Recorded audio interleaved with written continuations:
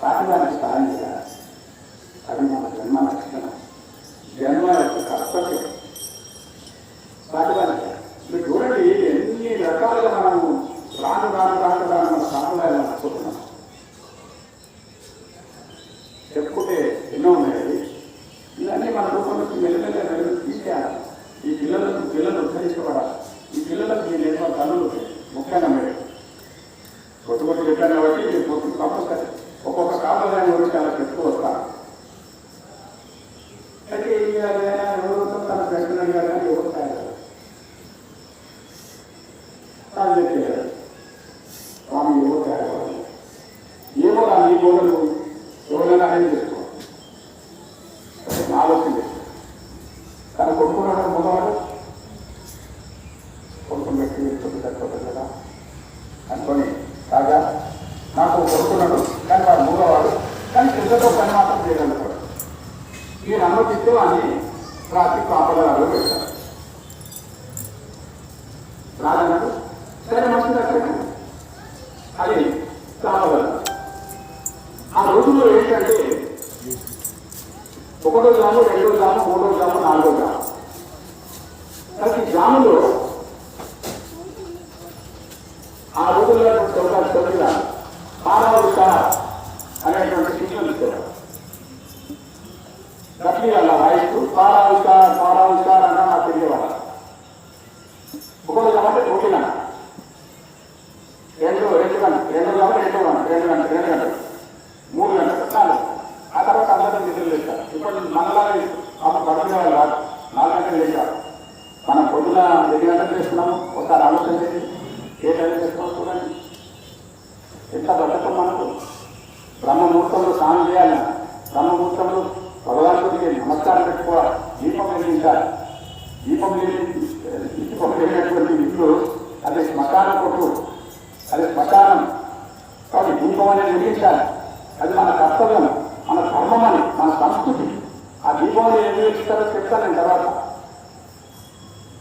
అయితే కొడుకు పెడతాను కదా, సరే పెడతాం. కొడుకు పెట్టాం.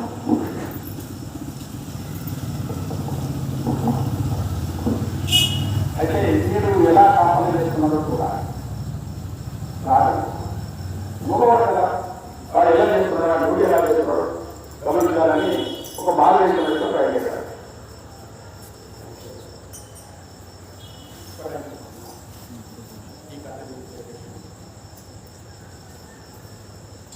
సరిగ్గా 1 గంట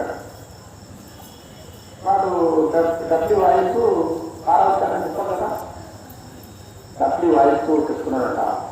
అంటే వాడు మూగవాడు, కానీ దానికి ఆటోమేటిక్గా శబ్దం వచ్చేసింది నోట్లో. దీనివల్ల భగవంతుని కృప వల్ల ఎప్పుడైతే వాడు డ్యూటీ చేయడానికి ఉద్యుక్తుడయ్యాడు, భగవంతుడే వాడికి నోటి మాట కానీ కల్పించాడు. ఒకసారి సరసాలు అంటే ఇంకొక మూకం సమస్య వాచాలం సంఘం నెత్తుగా సమహం వందే పరమానంద మాధవం. మూగ అంటే మూగవానికి మానసిక స్వామి, ముఖ్యవానికి పూర్తిగా అవతల చేయటువంటి నరకరిష్ట స్వామి. కాబట్టి బుద్ధివానికి చూపిస్తారు. అది పరమాత్మ యొక్క విద్య కర్మ. వాడు ఒక్కరు జ్ఞానంలో తప్పు వాయిస్తున్నారు, వాయిస్ చెప్పారు. ఒక్కసారి వాళ్ళ ఒక అద్భుతమైనటువంటి లోకం వచ్చింది.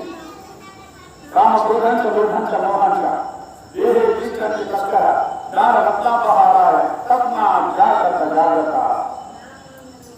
అద్భుతమైన కామము, క్రోధము, లోభము, మోహం అనేటువంటి 4 దొంగలు ఎక్కడో లేదు, మీ లోపలే ఉన్నారు. జ్ఞానం మీ లోపల ఉన్నటువంటి జ్ఞానం అనేటువంటి రత్నాన్ని తీసుకెళ్తారు. జాగ్రత్త ఉన్నారు. రాజు పరిధానం ఎక్కాడు. మూగవాళ్ళు ఎంత అద్భుతమైనటువంటి శ్లోకం వాడు చెప్పడం మాటలు ఆశ్చర్యపడ్డాడు. రెండో చెప్తున్నాడు. ఏమని చెప్తున్నాడు? జన్మ దుఃఖం, జరా దుఃఖం, జాయా దుఃఖం, పునః సంసార సాగరం దుఃఖం, తత్వ జాగ్రత్త. అంతా దుఃఖమే, పుట్టినప్పుడు దుఃఖమే, ముసలితనం దుఃఖమే, భార్య బిడ్డలు దుఃఖమే, ఈ సంసారాలే సాగరం ఇది ఒక దుఃఖమే. దీంట్లో జాగ్రత్త ఉండండి అంటే దీనికి రోజు వెళ్ళమన్నారు. దీంట్లో జాగ్రత్తగా మొదలుకోండి. రెండుగా చాలా ఆశ్చర్యకరంగా ఈ మూడుగా నేర్చుకుంటా అక్కడ ఏం చెప్పాడు? మాట నాస్తి పితా నాస్తి నాస్తి బంధు సహోదర అర్థం నాస్తి గృహం నాస్తి తస్మాత్ జాగ్రత్త. మాట తల్లి తండ్రి ఇవన్నీ కూడా ఇప్పుడు ఉన్నటువంటి వస్తున్నారు. ఇంతకన్నా పూర్వం ముందు జన్మలో మనకు దేవుడే తెలియదు, ఎవరితో ఎలాంటి బంధాలనే తెలియదు. కాబట్టి ఇవన్నీ లేనటువంటి ఏ వాటిని మనం తగ్గించుకుని బతుకుతాము. క్షణమాత్రంలో ఈ జీవితం ఒకసారిగా సమాప్తి అయిపోతుంది. ఇది క్షణబద్ధం. అందరూ ఎదురు క్షణాల వారు అద్భుతమైనటువంటి ప్రమాణాల వారు వర్షపడిన వర్షపడి ఆగిపోయి గాలికి చెట్లు అలా ఊపుతున్నాయి. ఒక శిష్యుడు వచ్చాడు. కానీ ఈ సమయంలో ఒక సందేహం వచ్చింది నాకు, మిమ్మల్ని అడగాలనుకుంటున్నాను. ఏమంటారు? అడుగుతున్నాను. జీవితం అంటే అప్పుడు గాలి ఉంటుంది, చెట్లు ఉంటుంది, సోమాలు గంటలను అలా కదలాడుతూ ఉన్నాయి. ఆయన అన్నాడు, చిల పట్ల లగ్నాలు బుద్ధం చిరభంగురం, చిల పట్ల లగ్నాలు బుద్ధం చిరభంగురం చెప్పాడు. జీవితం ఇక్కడ అనుకున్నాం. గాలి చెట్లు ఊరుతుంది, చెట్టుకున్నటువంటి బొమ్మలు ఊరుతున్నాయి, రెమ్మలు ఊరుతున్నాయి, ఆకులు ఊరుతున్నాయి. ఆకు మీద ఉన్నటువంటి నీటి బొట్టు తగ్గదేంటి? బలిష్టమైన చెట్టే తగ్గాలంటే మరి ఆకును ఆనుకున్నట్టు ఆకును ఆధార చేసుకున్నటువంటి నీటి బొట్టు తగ్గదేంటి కదా? చంద్రుల బొట్టు కదా. ఇది జీవితం అన్న. కాబట్టి మాట నాస్తి పితా నాస్తి నాస్తి బంధు సహోదర అర్థం నాస్తి గృహం నాస్తి తస్మాత్ జాగ్రత్త జాగ్రత్త. మూడవ శ్లోకం చెప్పాడు. మూడవ ఆశ్చర్యపడ్డాడు. వీడు 4 గాలి చెప్తాడు కూడా. ఆశయ పద్ధతి చెప్తున్నాడు. ఆశయ పద్ధతి ఆయుష్యనం నజానాతి తస్మాత్ జాగ్రత్త. మనం చూస్తున్నాం కదా, ఒక్కొక్కటిగా ఒక్కొక్క క్షణాలు మన జీవితంలో ఆయన చెప్తుంది. మనం తెలుస్తలేదు. మన జీవితంలో రోజులు గడుస్తున్నాయి కదా, రోజులు గడుస్తున్న రోజు మన మృత్యువు చాలా ప్రజలకు వస్తుంది. ఈ మృత్యు మనం గమనించే లోపల మనం ఏం చేయాలని తెలుసుకోవాలి. అసలు వాడు చెప్పాడు, ఆశయా భక్తులే కర్మనాభయ ఆయుష్యం జాగ్రత్త. చేసే కర్మం చాలా జాగ్రత్త. సర్వోపకారంలో కర్మం చేయండి. చాలా మంచి విషయాలు చెప్పాడు. చాలా చెప్పాడు. మాట్లాడుకుంటూనే సీట్ చూపించాడు.